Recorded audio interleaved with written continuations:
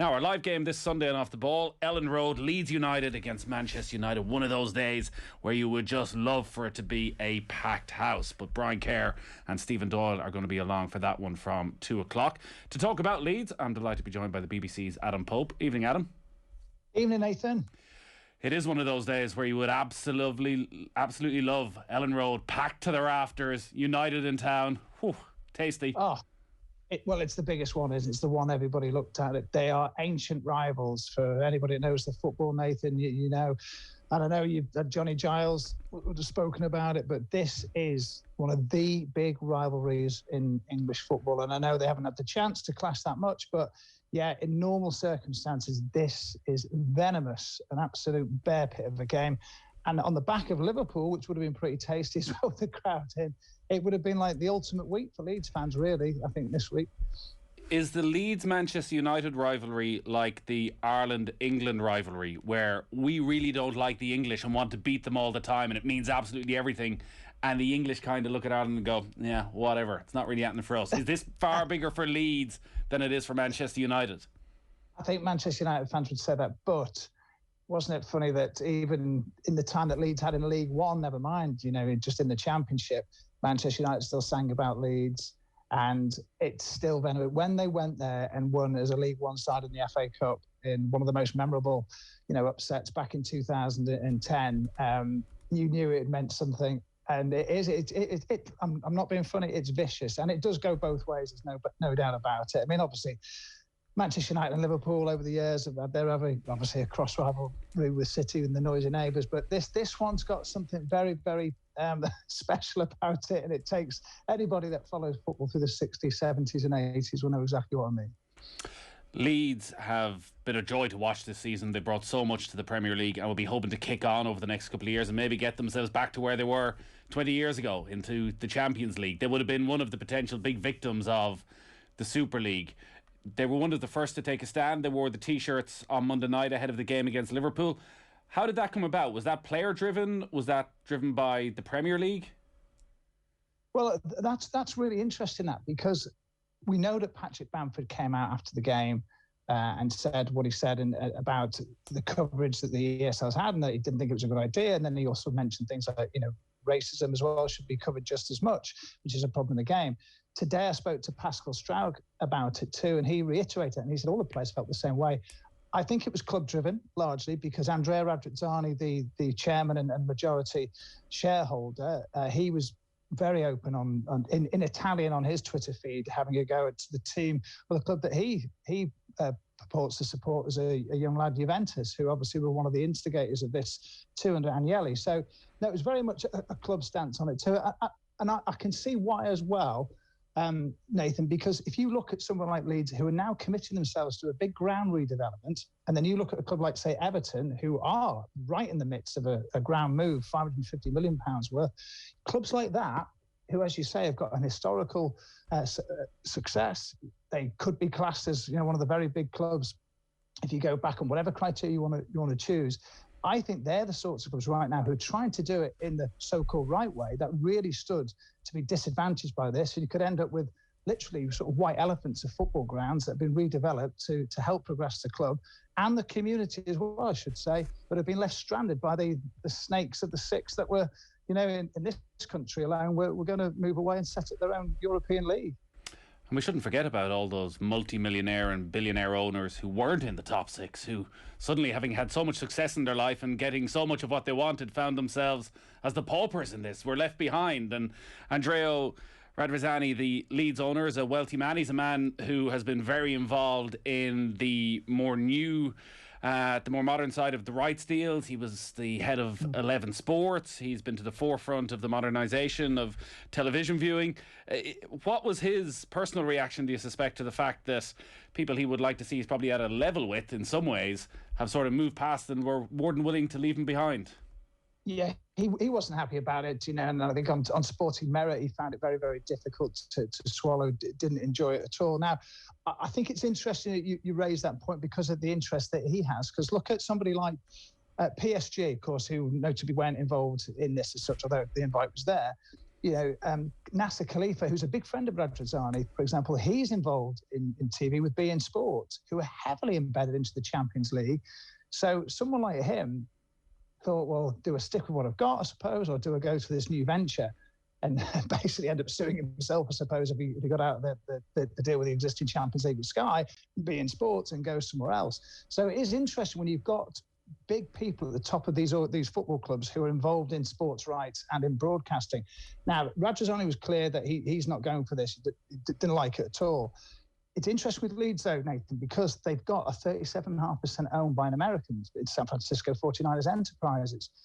And it'd be interesting to see if they were to eventually become majority shareholders, how would they sit alongside Henrys and Glazers and what have you?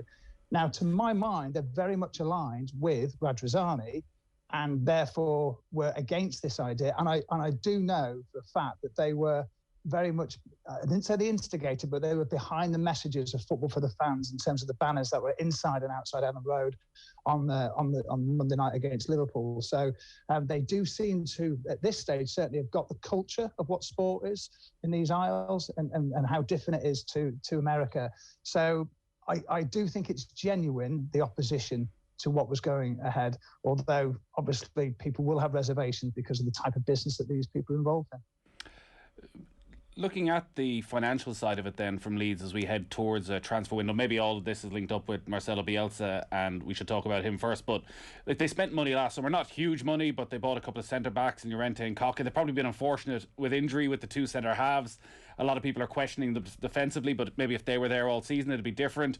Rodrigo's had injury problems throughout the season, and Rafinha, the one who's played all the time, has been exceptional, but you're talking still, 70-80 million for those four players. Are they in a position, if Bielsa signs a new contract, to go and invest heavily and really try and kick on from that sort of 10th, 11th position where they're going to finish and push for a European spot next season? Well, I think invest, yes. How heavy, that's a bit subjective. If you remember also last summer, they held a Costa onto the transfer bill, if on that side of the accounts, if you like, they end up paying fully for him, which was, I believe, 17 plus another 4. So it was about 100 million all in with those signings. I think they'll go again with 3 or 4. Now, Premier League level, that's probably going to be a similar amount of money. So I think they're in a position to do it, despite the account showing a loss of 60 odd million for up till July, for the 30 months up to the end of July last year. I think they're in a really good position because they don't have, Nathan, they don't have huge amounts of players to move off their books that are bringing them down on heavy wages and stuff like that. So I think the scope, left back, I do think they need another keeper as well. I know they want another midfielder because the deal for Cuisance fell down, as you recall, earlier in the season. So there's 3 areas straight away. And they're going to have to get another striker, I think, at some point. However, I think you're going to see the best of those existing signings that you talked about. Rodrigo, who is a brilliant player, but he's been hampered with injury. Llorente's done 8 games on the bounce now. He looks sensational, Nathan, at the moment. He got his first goal. Robin Koch had his injury problems, so he's come back and is playing a bit part at the moment. But both those players, they look absolute snips. And then the ultimate snip, you mentioned Rafinha, who sadly missed the Liverpool game to injury, hoping he'll be all right for Sunday with that thigh problem. I mean, he must have trebled his value already by now. But I think they're in a good place to go and do something similar again this summer. Is Bielsa almost a victim of his own success then when they're going into the transfer market? Because you look at what he's done with players who we thought were of a certain level, but he has brought them to a whole other level, whether it's the likes of Luke Ayling at right back, who has been talked about in an England squad and would certainly be in the mix if we're talking about a team of the season at right back. Stuart Dallas, who I don't want to say has been a journeyman, but is having the most sensational season in a variety of different positions for Leeds, that actually the owners might be looking thinking, we don't need to spend 40 million. If we spend 20 million, we know we've got a manager who's actually going to get the very best out of that player. I totally agree with you, and I think Stuart Dallas is a great example too. He's and this is also where the ESL would have really killed these sort of dreams. We spoke to the Crusaders goalkeeper the other day, Sean O'Neill, and he talked about Stuart Dallas, saying, look, we knew it'd be great. Didn't think he'd light up the Premier League the way he has done, but as you say, he went through that whole pyramid system, didn't he? Brentford, he went out on loan to Northampton, went to Leeds, wasn't great at Leeds at the beginning, 6, 7 out of 10 maybe, weren't quite sure where it was going to work. 9 out of 10 playing midfield now, and fullback, wherever you put him, fantastic. They will find value in players around Europe as well. Look what they've done, like with Meslier, just a few million. And I think this is the great. There's so much stock now in what Victor Orsi, the director of football, is doing in terms of, the transfer planning, the scouting for players, that they're really starting to turn, polishing up players that use raw material very quickly into solid Premier League players or even better. And his network is excellent. So I think they'll find value in what will be a deflated market probably elsewhere in Europe as well. So I think you're right. They won't overspend. And it will only be a few players, because we know he likes a very tight squad, don't we? I mean, he doesn't really work with more than 22, if you like, first-team players, and a sprinkling of youngsters in there as well. The players who could leave the club then potentially if the money came in, Rafinha is one who's, as you say, probably trebled in value and has consistently been linked with Liverpool even over the past few months. Calvin Phillips is going to go to the European Championship. If he has a good tournament, the world is really his oyster, particularly that type of midfielder. It doesn't feel like there's a huge amount of them around at the moment. Are they the main two? Like, is Bamford somebody you look at and think he's most definitely going to be at Leeds next season, or is the potential after the goals he scored and the performance he's put in that could go? I'm not massively worried about losing one of their, so-called top players, if you like. I think Rafinha will. I think they'll at least get another season, or certainly till the next, window after the summer, out of him. I genuinely do believe that, because I don't think that they have to sell. Although obviously, if there's ludicrous prices going around, then maybe. So I'm not particularly concerned there either. I think the bond that they forged over the last 3 years, some of those players, anyway, I know not Rafinha so much, but I think there's a real willingness to see this through, and that they can go on and achieve something really special together. And hopefully, if Europe is left open as a window, then that will be maybe a year or two away. I think some of these players wouldn't be able to do it elsewhere. It's because of Bielsa, as you say, it's because of the system, it's because of the way he makes them work. And I don't think they'll be as effective elsewhere. What I do think, there will be some players, sadly, and probably, even though he's got another year, Hernandez, you do wonder about Alioski. He's out of contract and nothing's been sorted yet to keep him at the club, or, there's talk about him going off to Turkey as well, which is not being met with great reception because it's Galatasaray, and we know there's some horrible history between the clubs. So, and the support, obviously. So, and I think you'll probably see some of those, I wouldn't necessarily say fringe players, but players that they might look to replace now. And that's sad, because they won't get the send-off that they need. But the top players, if you like, the big performers this season, I think they'll keep hold of, Nathan.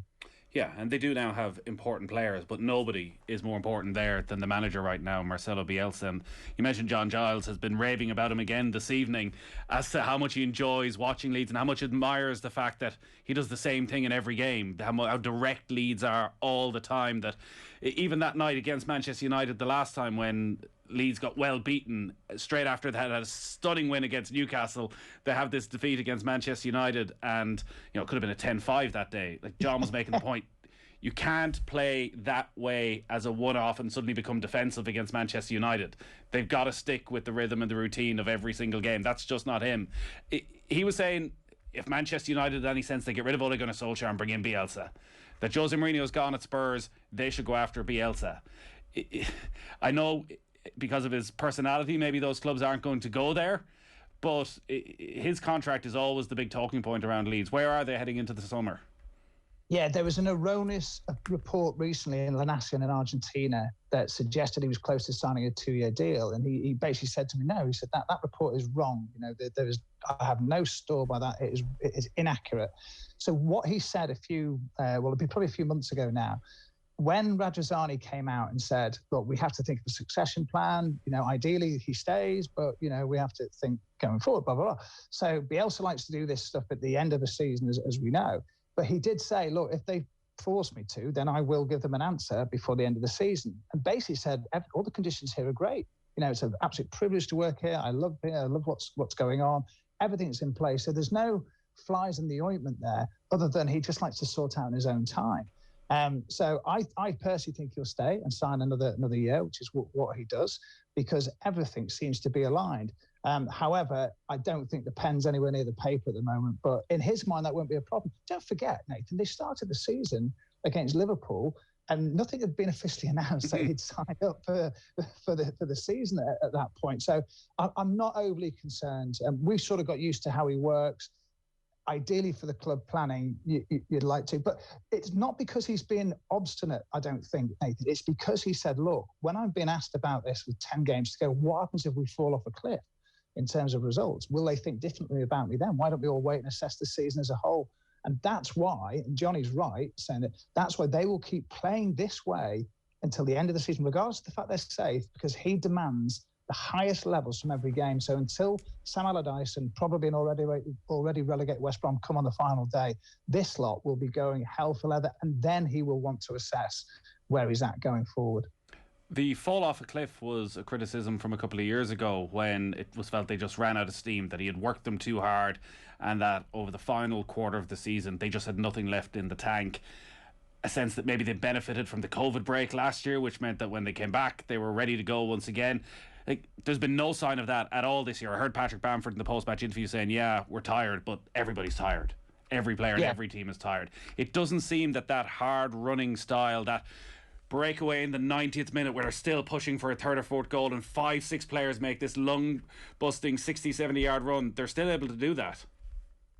Nathan, it's never been an issue. It really is. It's the biggest sort of misnomer, inaccurate thing about his time, certainly at Leeds. They were running even the best example for me, the Derby game, which was effectively, they were already crowned champions at the end of last season, basically walked out there as champions. They ran more that day, and I know it was a vastly changed side, and a few of them had hangovers, I think, but they ran more that day than they had done all season.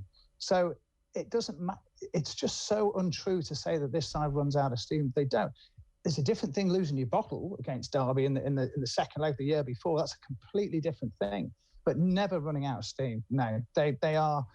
I mean, I was chatting to Pascal Strout today, and they'd done this infamous murder ball session that you'll have heard of for half an hour.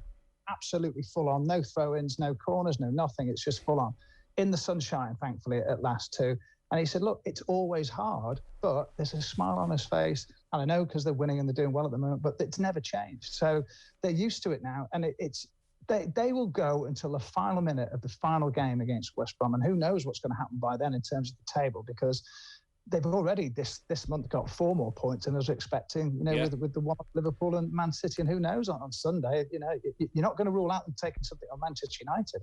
And players never complain when results are going well and things are going right, as they have at Leeds. Have you ever heard any murmurs of discontent from the intensity of those training sessions, of what he expects from his players? Do you know what? I'll be genuine with you, and you would have heard over 3 years, no. I think anybody that couldn't hack it is gone. Right. And I remember particularly Samu Saiz, if you remember him, who was infamous for the spitting incident prior to Bielsa at Newport, and lovely, talented player.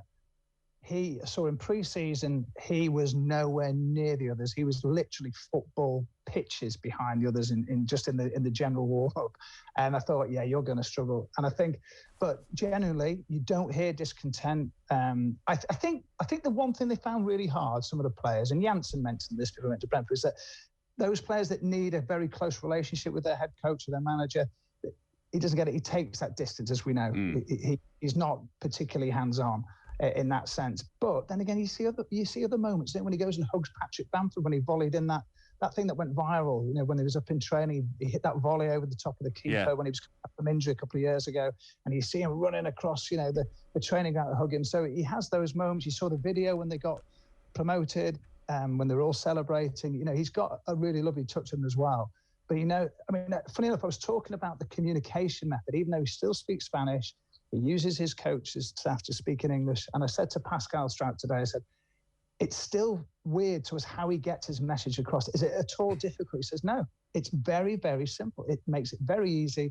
Videos and through his coaches, we understand exactly what we need to do in possession and when not in possession too. And he gives us a license to do, to express ourselves too. But his communication is fantastic. So I don't know anybody that is struggling with the setup there at all. Adam, great stuff as always. Good to talk to you. You too, Nathan. Leeds against Manchester United live here and Off the Ball on Sunday. Leicester have eased to a 3-0 win against West Brom. We'll take a quick break.